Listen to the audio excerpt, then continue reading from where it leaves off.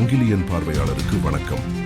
எனது இந்த சேனலுக்கு முதல் தடவையாக வருபவர்கள் தயவு செய்து சப்ஸ்கிரைப் செய்து அருகில் உள்ள பெல் பட்டனை அழுத்தி பார்வையிடவும். உங்கள் பேராதரவுக்கு நெஞ்சார்ந்த நன்றிகள்.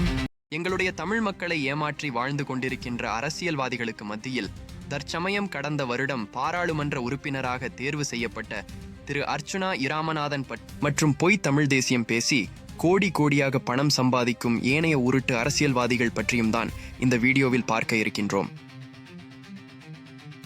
எனவே இந்த வீடியோ பார்க்கின்ற நீங்கள் தயவு செய்து உங்கள் கருத்துக்களை கண்டிப்பாக பதிவிட வேண்டும் என்று நான் உங்களை கேட்டுக்கொள்கின்றேன்.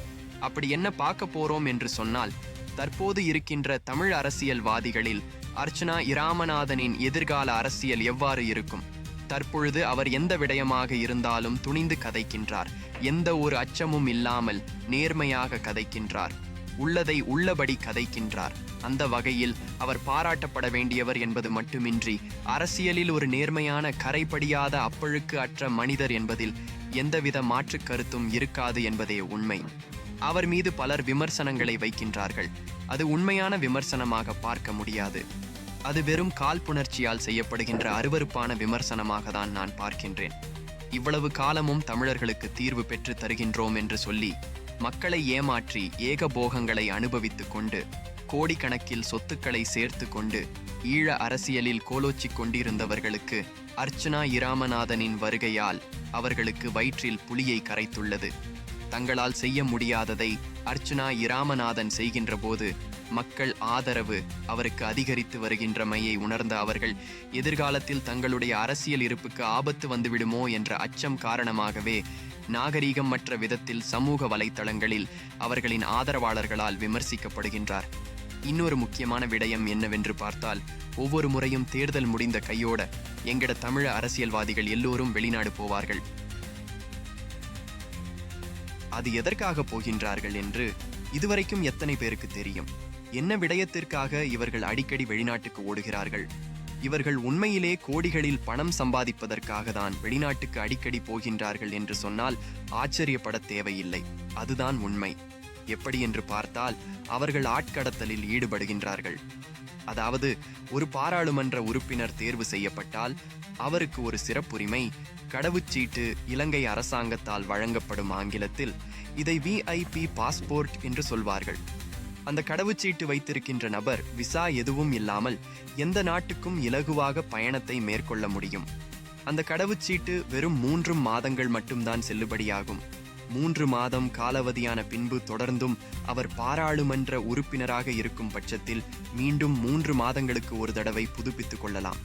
எதற்காக இந்த சிறப்புரிமை கடவுச்சீட்டை 3 மாதங்களுக்கு வழங்குகின்றார்கள் என்றால், காரணம் ஆட்சி எப்ப வேண்டுமானாலும் கவிழலாம் அல்லது வேறு காரணங்களுக்காக பாராளுமன்ற உறுப்பினர் பதவி பறிபோகலாம் என்பதற்காக தான். பாராளுமன்ற உறுப்பினர் பதவியை இழந்த பின்பும் இந்த சிறப்புரிமை கடவுச்சீட்டை பயன்படுத்திவிடக் கூடாது என்ற நோக்கத்தோடு தான் இந்த 3 மாதங்களுக்கு ஒரு தடவை புதுப்பிக்கும்படியாக இந்த கடவுச்சீட்டு வழங்கப்படுகின்றது.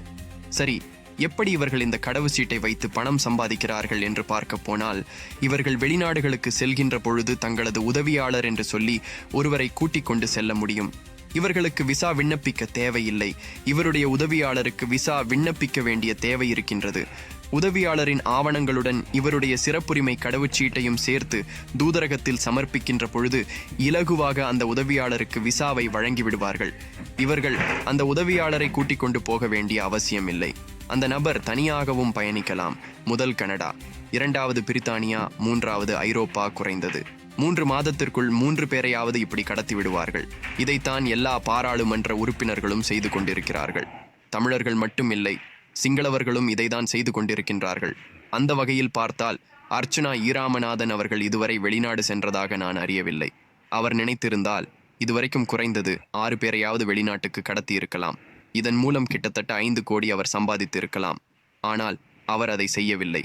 இதிலிருந்து அவர் ஏகபோகங்களுக்கும் சொத்துக்களுக்கும் விலை போகாத நேர்மையான அப்பழுக்கற்ற சமரசம் இல்லா பேராற்றல் கொண்ட மாபெரும் தலைவனாக உருவெடுக்கின்றார் மரியாதைக்குரிய பாராளுமன்ற உறுப்பினர் திரு அர்ச்சுனா இராமநாதன் என்பதில் எந்தவித சந்தேகமும் இல்லை. 2009 பின்பு மெய்ப்பாரற்ற மந்தைகளாக திக்கற்று திரியும் ஈழத் தமிழர்களுக்கு தலைமை தாங்குவதற்கு அனைத்து தகுதிகளும் அர்ச்சுனா இராமநாதனுக்கு இருக்கின்றது. ஆனால் எதிர்காலத்தில் அவருடைய செயல்பாடுகள் எப்படி இருக்கும் என்பதை நாங்கள் பொறுத்திருந்துதான் பார்க்க வேண்டும்.